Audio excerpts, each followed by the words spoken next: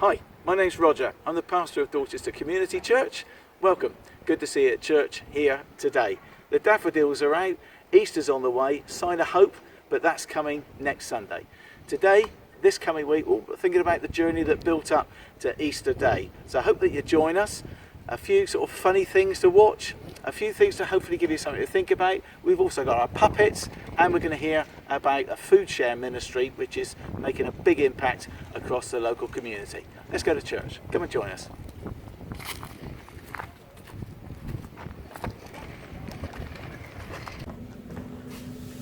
Hi, okay, well each week what we like to do is get a little bit of feedback. Thanks for keep sharing that and sending stuff in. Now we were looking at John chapter 6 last week, and somebody then sent me a text actually with this thought, not from the passage itself that we were looking at, but earlier on in this chapter. They said these words: being out and about just at the moment is pretty alarming. We're told that coronavirus is out there and susceptibility is high. It's important to remember that this virus cannot move around by itself, and so transmission is only made possible by our actions. Washing our hands, isolation, social distancing have all become buzzwords very quickly. So quickly, in fact, that even armed with the knowledge that everyone knows the rules, someone coming walking up and offering help in a moment of need would be nothing short of alarming. Our understanding revolves around our knowledge, interpretation and perspective. Imagine, if you will, being told that you were to prepare for being on a boat in appalling conditions, but 600 feet below sea level. Your mind conjures up images of shipwrecks and drop diving gear.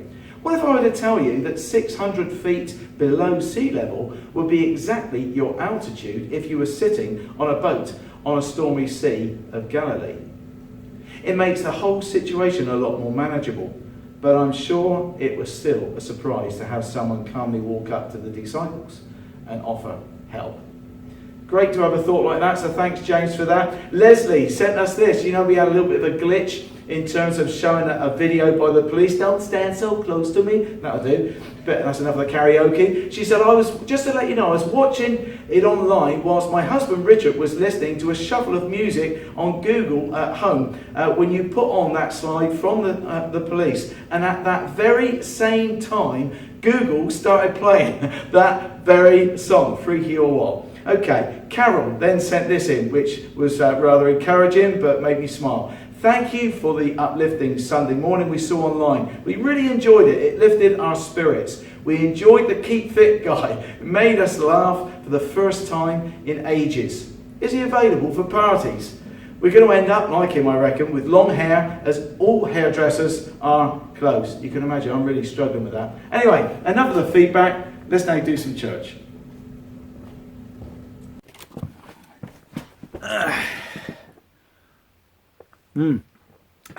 Swigging me coffee. I'm all right now. I'm okay now. Well, it's quite incredible, wasn't it? People out in the streets, then clapping. People coming out of their houses one by one, joining in so spontaneously. The noise levels increasing. Every now and then someone would shout something out. There was a real sense of belonging, of community. So what am I talking about? Well, I guess the first thing that comes to mind was Thursday night, when for the second week running, there was this appreciation demonstration for our NHS, and rightfully so, soldiering on despite the huge pressures, whilst for many others they were putting themselves at risk too. I hope that you were out in your own front garden. Being very British, we don't tend to do that much by way of national outpouring of emotion, unless maybe it's snowing, or of course it's the final of Strictly on TV. The last time I can remember something this unexpected was the funeral procession when Princess Diana died. Something that back then captured the very heart of the nation. People were out in the streets and started clapping even as the hearse went by. That was the 31st of August 1997 that she died. Funeral was obviously shortly after that. Yep, that's a long time ago. Today, though, is what is known as Palm Sunday, another of those one-off events where people gathered on the streets with hand claps and maybe a lot more as well, as Jesus made his way towards Jerusalem. In a few days' time, of course, after that, where he was indeed going to be crucified. Should we go along with the crowd? That's what we've entitled today. Guess it depends on what the crowd are doing. The same one that was cheering on Jesus on his triumphal entry was the same one that was then yelling out, "Crucify him, crucify him," just days later. How things can change. Well, we'll think about that journey he took and maybe see if there's anything that reflects our own journey right now that we may well be on. Of course, it seems a bit weird, doesn't it, even using that word of journey, because that in its sense is a bit awkward right now for us. Many of us can't go anywhere at all. We're just not allowed. Many of us, of course, are having to work from home, just like this guy.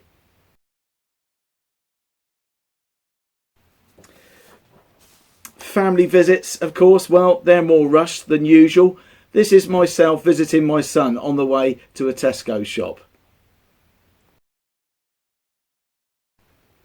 Over and done within seconds. That probably was right up his street. For others, of course, there's the challenge of having children at home all day, and for their parents to try their hand at homeschooling. Having an hour's exercise out each day means mum and the kids all get pretty stressed out, and they're very much in need of a drink as soon as they get back. Maybe a little bit like this family. Okay, who wants a drink? You want a drink? For you. Here we go. Here's one for you. Look, Mummy's got one.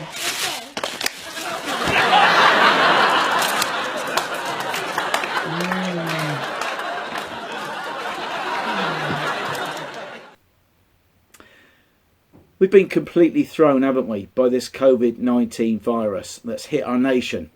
We can't quite believe that things are going to go and get even worse before they get better. I dare say you've been gobsmacked and pretty overwhelmed by the statistics night on night as we're hearing about the number of cases and indeed, sadly, the number of tragic deaths. Here's how Radio 1's Greg James described his own numbness recently when he was on air. You can struggle to make sense of it and it can just feel too big. I think that's one of the things that I struggle with. You just go, well, how are we supposed to even process the entire world? The truth is, you can't really.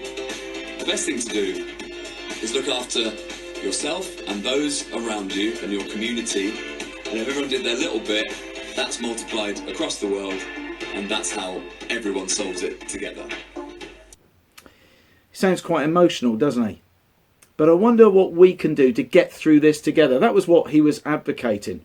Well, here at Dorchester Community Church, if you take the time to check out what's on our website, you'll see there's a whole host of things that we try and do here in and for the community. But for such a time as this, well, most of that, of course, has sadly stopped. It's been tough because for everything that we're about here really as a church is relational. However, one ministry so far has been able to continue, and for that we thank God, because it's to do with supporting some of our most vulnerable local families. They need support, our support, more than ever now. I want to show you a couple of clips for you to watch. The first is taken from the BBC News, profiling the excellent work of FareShare, who we have a partnership with here in Dorchester. And the next is from Jane, one of our own members, who along with hubby-to-be Mark, runs a project called FoodShare. Just take a look at this. There's also a clamour for support from charities which won't benefit from NHS volunteering. FareShare redistributes surplus supplies from the food industry to people who are vulnerable and living in poverty. They say they're crying out for help. We desperately need volunteers who are fit and well, those who are able to get in safely, not supporting vulnerable people, who are able to muck in and help with our operation, whether that be driving the vans, they might be helping in the warehouse, sorting stock out, making up orders. Hello, my name's Jane, and I've been involved in FoodShare for about the last 2 years. FoodShare is something that was set up by the church in conjunction with FareShare. We get donated food from the supermarkets that they would otherwise be throwing out as it's getting close to its best before date. And this can be a mixture of fruit, vegetables and bread. We also get donated food from local markets.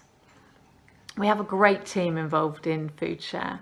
One family collects the food from the supermarkets and then packages it up, and myself and my partner head up the delivery side along with a super team of willing helpers. We normally deliver to about 30 homes, but due to the current coronavirus, we've seen just this week alone 27 referrals. And referrals come in from healthcare professionals and schools, plus many other ways.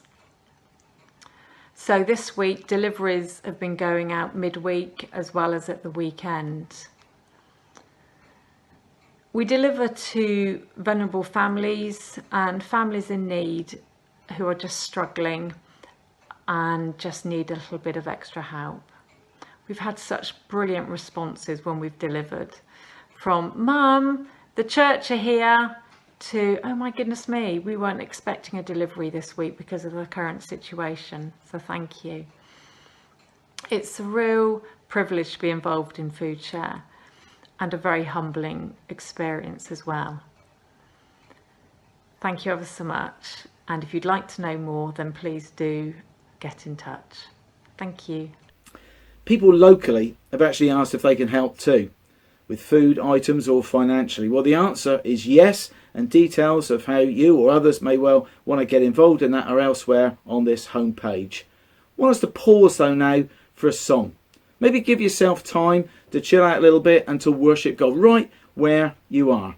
That means you can actually have the delight of pressing the pause button on me now. Or it may well be that there's an eye icon that will appear somewhere up in that corner. Those of you more techie than me will know exactly how that works. Play the song and then hopefully you'll unpause me at the end afterwards. Alternatively, if you don't want to do the song, that's okay. Just carry on and watch right now.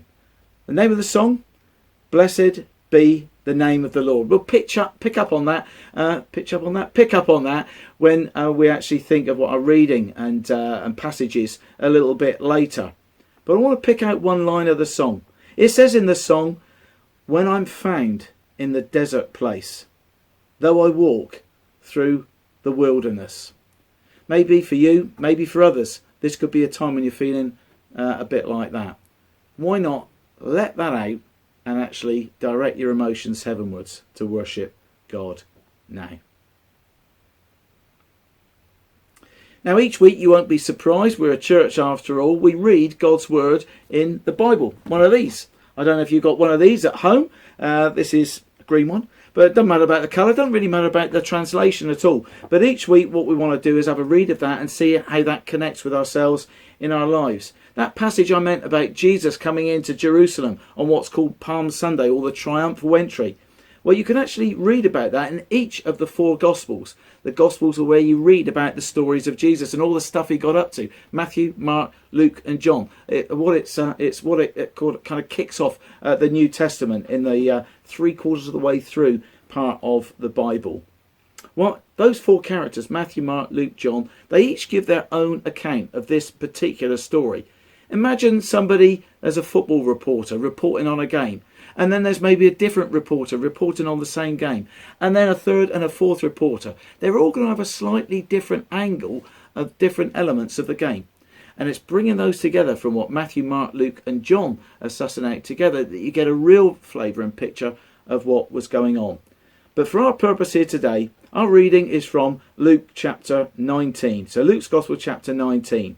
And Glyn is going to read that to us now. Hi everyone. The reading for today is from the Gospel of Luke, chapter 19, verses 28 to 42. After Jesus had said this, he went on ahead, going up to Jerusalem. As he approached Bethphage and Bethany, at the hill called the Mount of Olives, he sent two of his disciples, saying to them, "Go to the village ahead of you, and as you enter it, you will find a colt tied there, which no one has ever ridden. Untie it and bring it here. If anyone asks you why you're untying it, say, 'The Lord needs it.'" Those who were sent ahead went and found it just as he had told them. As they were untying the colt, its owners asked them, "Why are you untying the colt?" And they replied, "The Lord needs it." As they brought it to Jesus, threw their cloaks on the colt and put Jesus on it. and as he went along, people spread their cloaks on the road. When he came near the place where the road goes down to the Mount of Olives, the whole crowd of disciples began joyfully to praise God in loud voices, all the miracles they had seen.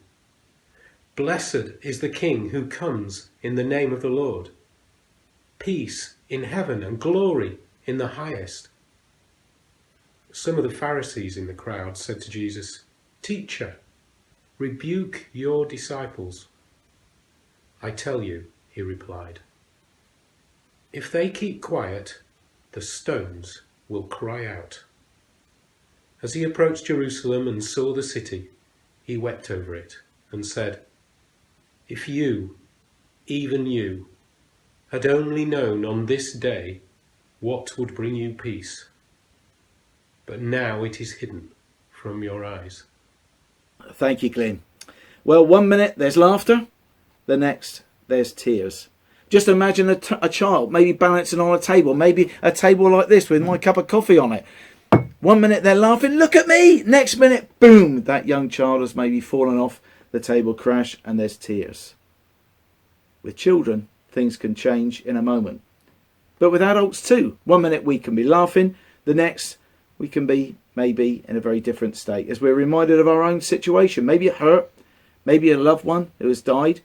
Maybe we see a happy couple together and we're happy. And then we remember that we ourselves now are alone. Or we hear of someone's great news over a new job and we're thrilled for them. And then suddenly we remember that we were never able to fulfill our own dream in employment.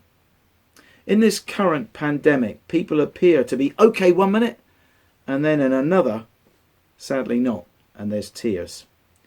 Think of the lady this week who for a few weeks ago, she had both of her parents alive and then within the space of just 24 hours, she'd lost both of her parents due to coronavirus. Can't always say that word. And then imagine this passage that has just been read to us by Glyn of Jesus coming into Jerusalem. All those shouts, all those cheers, all the excitement, the frenetic atmosphere that was going on, the buzz of activity. But then when the camera zooms in on Jesus, it dawns on him as he looks over the city. Look how many people have got no hope. Quite poignant when we think of maybe ourselves here and now. Now, for those of you who are interested, here's the theological and historical context. If that's not you, then this is a chance for you to have a sip of your own cup of coffee or maybe doze off for 20 seconds. It was the beginning of an 8-day feast when the Jews remembered how God had set them free from slavery in Egypt. Well, you can read about that in Exodus chapter 14. That's way back near the beginning of the Bible. Jerusalem would have been packed. Who were those people in the crowd? Well, maybe those healed, maybe those who'd been fed in the multitude, those who knew that Jesus was a carpenter by trade, maybe his family, maybe those angry at what they saw as Jesus' blasphemy, those who'd heard about the raising of his friend Lazarus, Roman soldiers, in other words, all sorts, just like the variety of people in our own road as we went out to applaud the NHS staff. We'd have probably gone along with the crowd if we'd been there on Palm Sunday. Everybody else was cheering. Yeah, get up with it. Yeah, go for it, Jesus. We would have probably cheered along with them as well. No idea what we would have been shouting out. Maybe you could actually do a bit of a shout out now. Could you do a bit of a shouting out right where you are? Particularly if you've got the kids. See who can be the loudest after 3. 1, 2, 3. I'm going to just assume that you all did that. If you're on your own, well, actually you can get away with it, but let's not go there. Maybe I'll be feeling quite embarrassed now. Let's carry on. Maybe you need to loosen up though, not just with a shout out, but I know our puppets would love to help you relax. They are ideal to help you lighten up the mood. So in terms of what frenetic activity and praising and cheering and singing and dancing would have been going on, maybe it would have been a little bit like this. Here's our puppets with a song called Jumping Up and Down. Why don't you do just that? Take a look at this.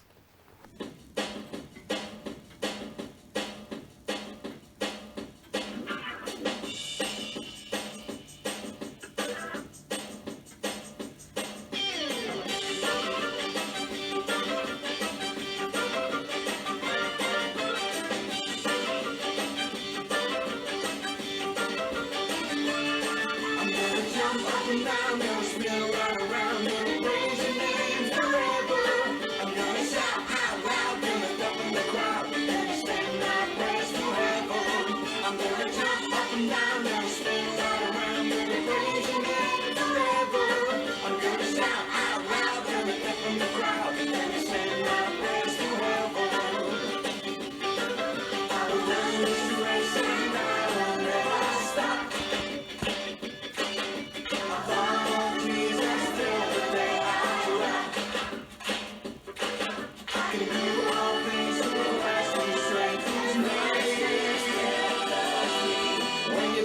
such a lot when you got not a lot? What? Hey, I'm gonna jump up and down, gonna spin right around, gonna praise your name forever.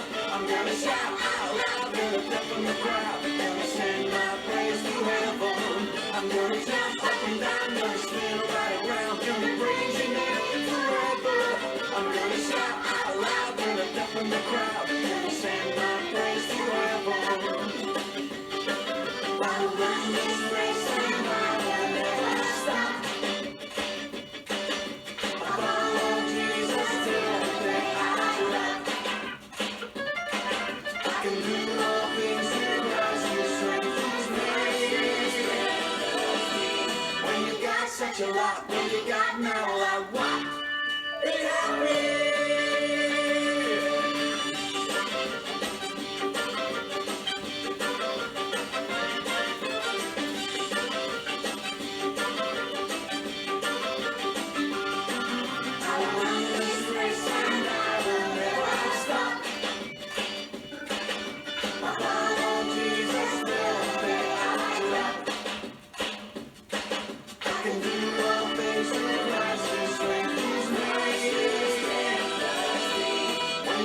Such a lot when you got not a lot. What?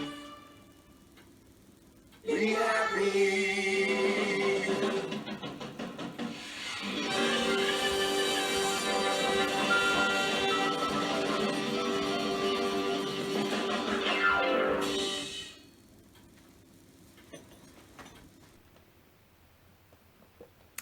What the crowds shouted out in our passage was similar to that song. If you played the song, it was all about, blessed be the name of the Lord. In other words, yeah, God, we think you're great. And we think this one who's coming in the name of God is great as well. It picks up on Psalm 118, Psalm 148, Luke chapter 2 as well, if you want to do a little bit of extra homework. Here was one coming in God's name, they yelled. The other gospel writers, well, they say something a little bit different in addition. Hosanna, they shouted out, which literally means, save us now. Wow, what a prayer. Save us now.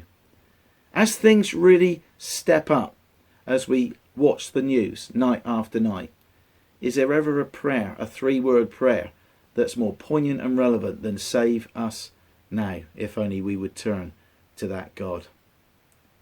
And what was that donkey all about that Jesus was riding on? Well, Jesus tells his disciples to go and nick a donkey. Well, I wonder if that was prearranged. Was it prophetic? We don't really know. How would you react, though, if someone actually took what was yours? And what if they then said to you, but the Lord needs it? Well, you'd probably want to tell them to go and take a hike or go and get lost. Well, a bit weird, wasn't it, that passage that we had read to us? Why not here? Because that's not what happened at all. Was there a password? Was there something by way of the authority that was being carried in the words? There's strangely little reaction to Jesus referring to the Lord needs it. But it draws our attention to the fact that the man who needs it and who will ride on it is probably way more than a normal man. The donkey was symbolic of humility. One that had never been ridden like this one. That was important because unused animals were often had and carried significant spiritual purposes. If you see Numbers chapter 19 or Deuteronomy 21 or 1 Samuel chapter 6, you can read more about that there as well. Again, homework part 2. Matthew, the gospel writer Matthew, sees this as a fulfillment of an Old Testament prophecy from years ago, spoken through the lips of a man called Zechariah in chapter 9. Your king comes to you gentle and riding on a donkey, on a colt, the foal of a donkey. Jesus wept over a whole city that had somehow just missed it. We like to present an image, don't we, that all's okay, that life is great, that we're in control, but the reality is often very, very different, especially right now. We carry burdens we dare not tell anyone else about. We struggle with our own sense of inadequacies. We have no sense of direction or why we're here, and can live the lie of trying to fool everybody else. Say, yeah, I'm fine. The reality, of course, is very different. Some of us, like me, can't even pronounce the word coronavirus correctly. To coronavirus. Jesus weeps. It's one of only 2 occasions in the Gospels that he's recorded as having that kind of depth of emotion. The other was when one of his close friends died.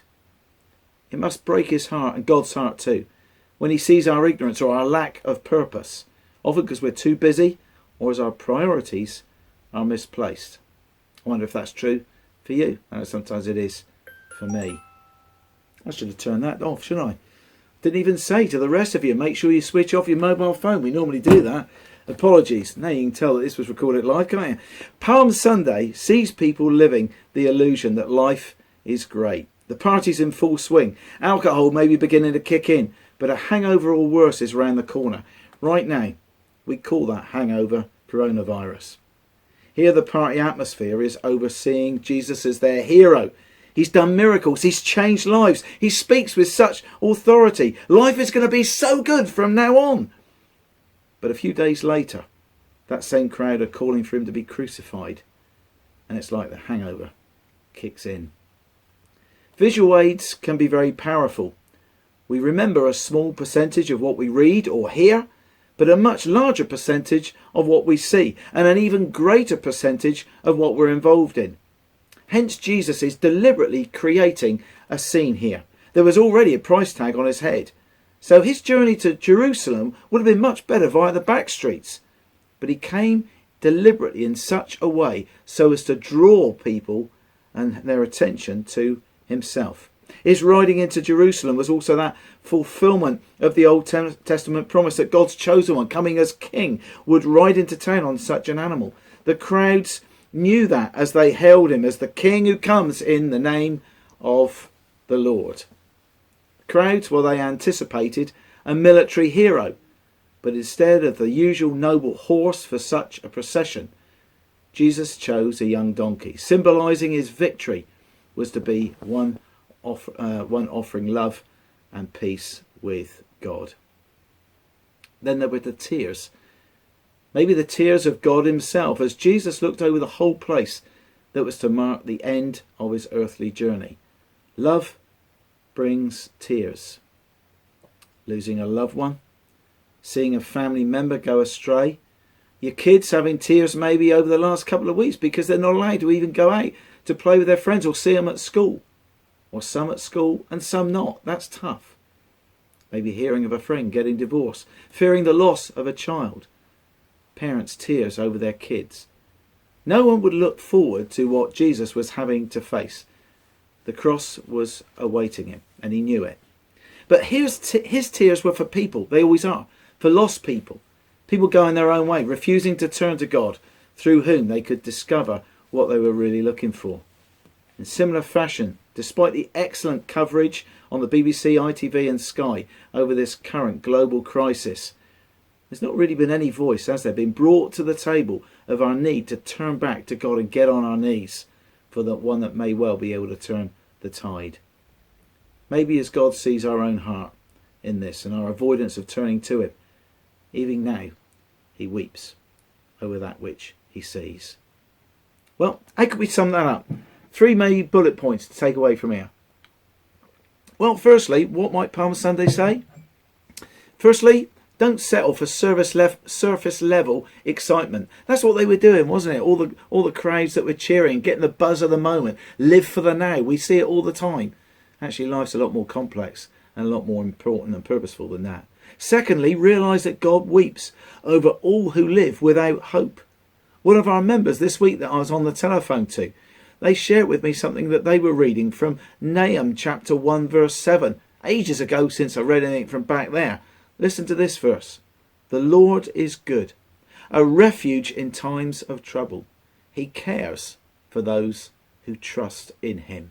What confidence that can give the likes of you and me. But thirdly, why not ask God to give you the peace that you are looking for? Right at the close of that chapter in Luke chapter 19, we heard Glenn read these words to us, where Jesus said, if you, even you, had only known on this day what would bring you peace. But now it is hidden from your eyes. You did not recognize the time of God's coming to you. It would be good to pray now.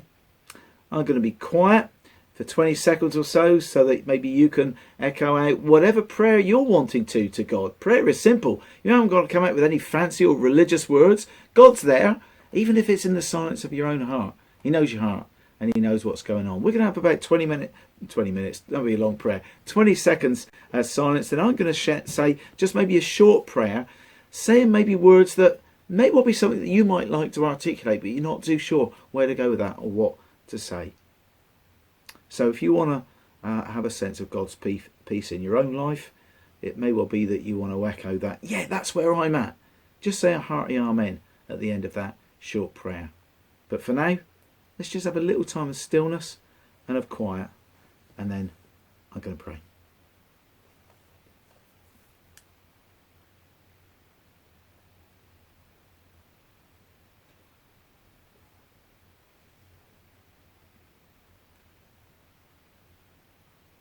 God, there's lots of tough stuff going on right now. We don't know what to do. We don't know where to turn. We thank you that there is one that we can cry out to with our needs for such a time as this. Should we go along with the crowd? Well, certainly not like the crowd did on that Palm Sunday. Shouting, cheering, getting carried away with something that was purely superficial, when their hearts were a long way away from really understanding what life was all about and why Jesus even came. God, pray that you would bring about a change in our land, bring about a change in ourselves, and would you grant to us a peace that only you can bring, right in the midst of our own pain and hardship and struggle right now, whatever that is. Amen. Now Marie, another of our members, is going to lead us in a short prayer together.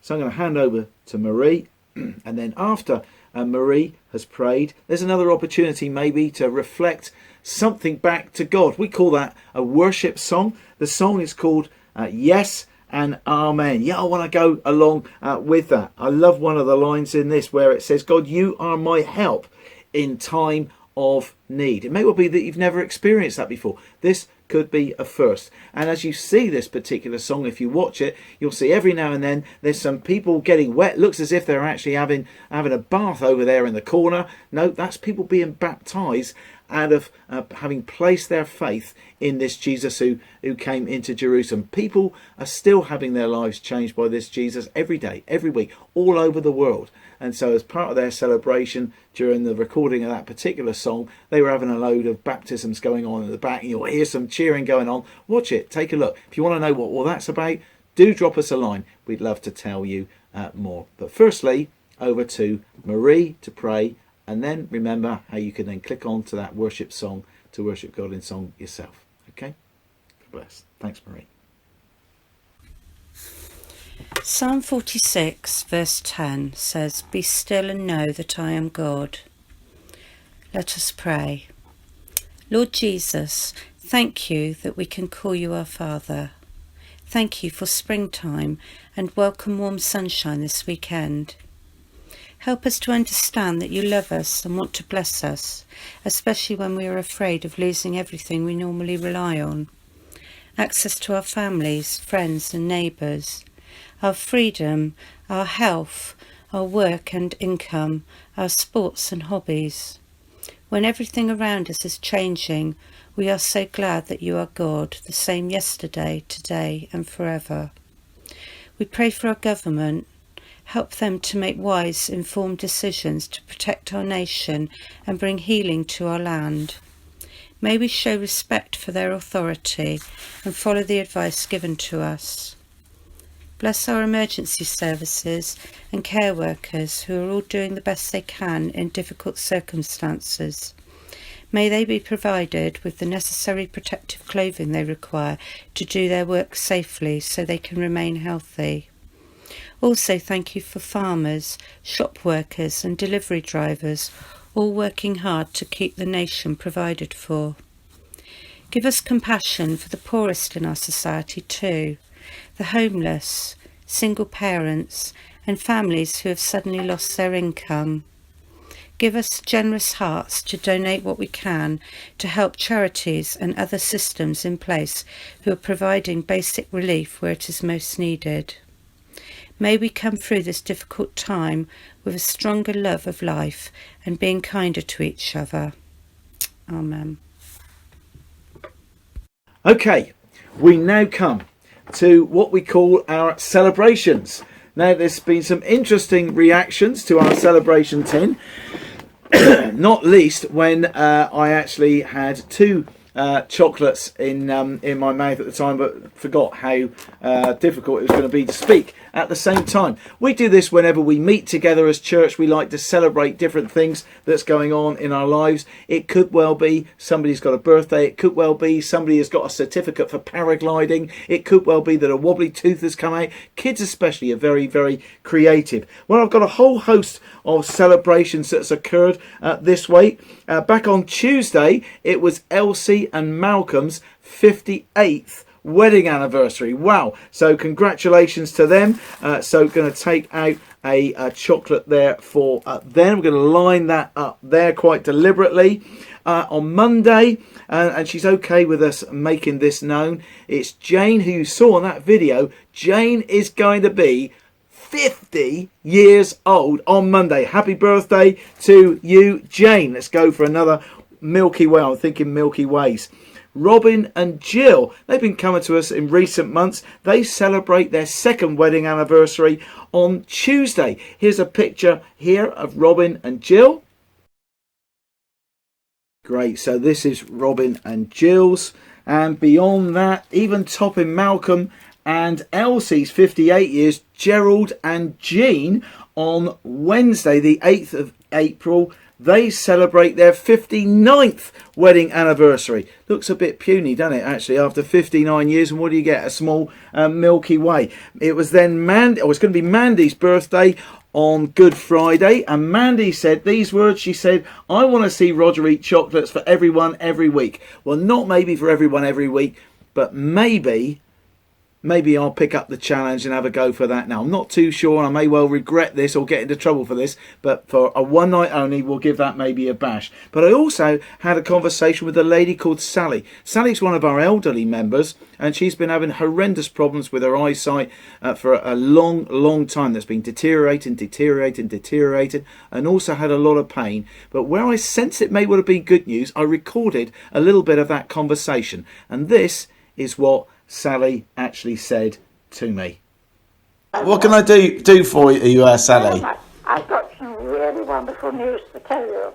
You got some news? Well, with all the bad news, it's good to get some good news. Yeah, far away. God has worked a miracle on my left eye. I can see out of it. Wow. And I was told 6 months ago it had completely dried up. There was no point doing any injections. I would never be able to use that eye again. And I was going to see the specialist because I wanted to tell her I was beginning to see a little bit of light out of the corner. And I thought, this eye's dead. And then I had to cancel the appointment because I had a cough and cold. And as the weeks have gone by, all that black that I saw on the television, and when I saw your face was black, do you remember? It's completely gone. Yeah, well, some people would say it probably looked better that way. Well, I didn't. It's completely gone, and it's absolutely fantastic. Obviously, the glasses aren't quite right, because, I can't see numbers without a magnifying glass and letters. And I couldn't read a letter, but I've still got my smart reader. But each day I can see a little bit more. Wow, that is absolutely incredible. Isn't it amazing? It's so wonderful. God does work in wonderful ways, doesn't he? Well, doesn't he just? And whatever may well be ahead, what an amazing thing to actually celebrate right now. Well, that's what I felt. Are you okay me letting the nation know on Sunday? Because I wanted to let you know first, but I've already let some people know because I couldn't hold it in anymore. I'm not at all surprised. Are you okay with me telling people on Sunday, Sally? Yes, of course. Fantastic. Lovely. So there's a whole host of different celebrations there that's been going on. Now I'm going to unwrap these chocolates because I'm going to introduce you to a short video clip. There's one, a short video clip which is going to be from someone in New Zealand. The person in New Zealand is called Sally, and Sally with her husband Alan are a part of the church, but every now and then they go over to New Zealand for about 3 months. So they're going to let us know the situation out in New Zealand, and I know she wants to say a particular hi so everyone knows her. So we've had a 2, 3, 4, hi. Now here's Sally over there. Hello church family. As you know, we're still in New Zealand and we're in lockdown the same as you. We have been since Wednesday. We've got about 260 people roughly by today that have been confirmed to have the virus, but we've had no deaths, so the government is acting really quickly, which is good. I've been thinking about you all a lot and praying, and a special hello please to my life group who I'm missing and all those people that have been keeping in touch with me. Thank you so much, all of you that are contributing to the service online. I'm really enjoying it. God bless you all. Bye. Okay, that was great chocolate, I have to say. If there are children watching this, please don't try this at home. What else have we got for you? Okay, well, you would have seen a whole host of messages on your TV screens, and I'll put the celebrations away for now. But one of those things that has been communicated on TV has been the importance of staying at home. Staying at home will, of course, save lives. Staying inside. Here's a bit of a rendition of a Bee Gees classic with a very good message. I hope that you enjoy this right now. What's this?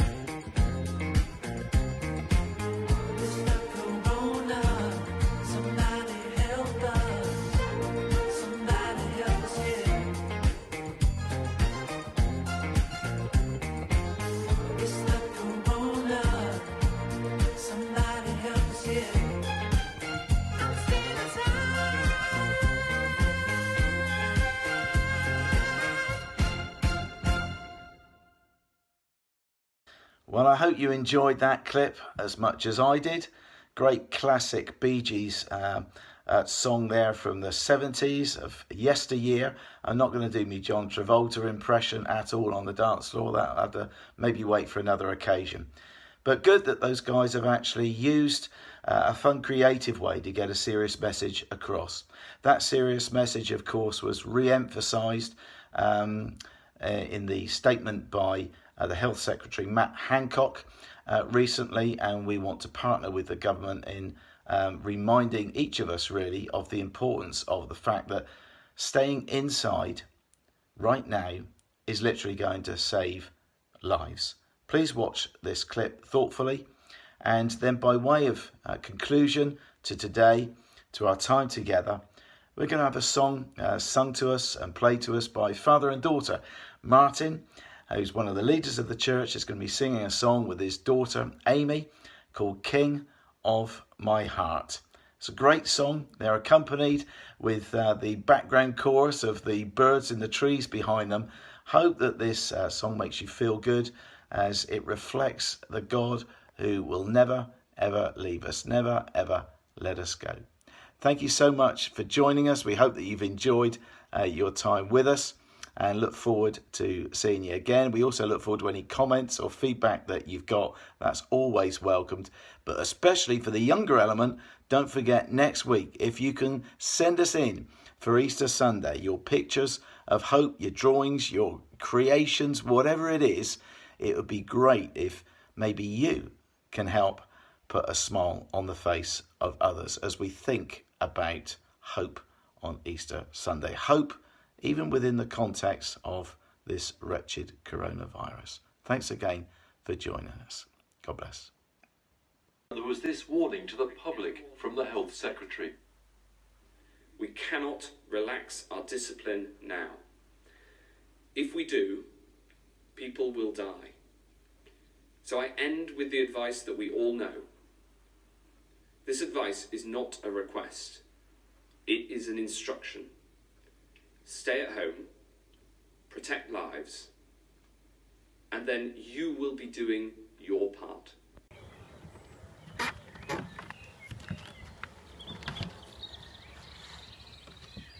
This song's called King of My Heart.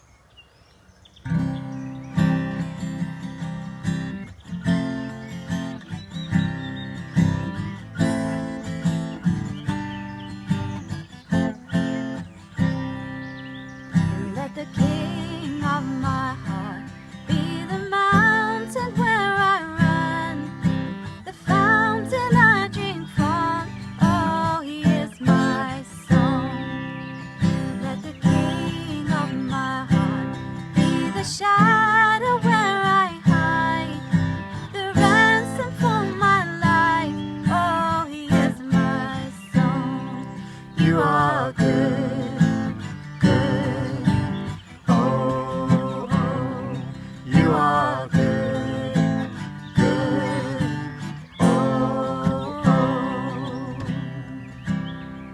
Let the King of my heart be the wind inside my sails, the anchor in the waves. Oh, he is my song. Let the King of my heart be the fire inside my veins, the echo of my days. Oh, he is my song. You are good, good.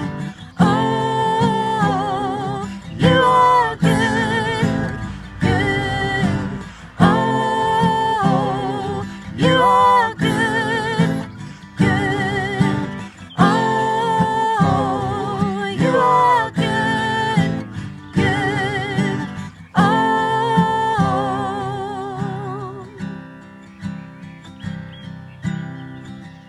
you're never gonna let me down. You're never gonna let me down. You're never gonna let me down. You're never gonna let me down. You're never gonna let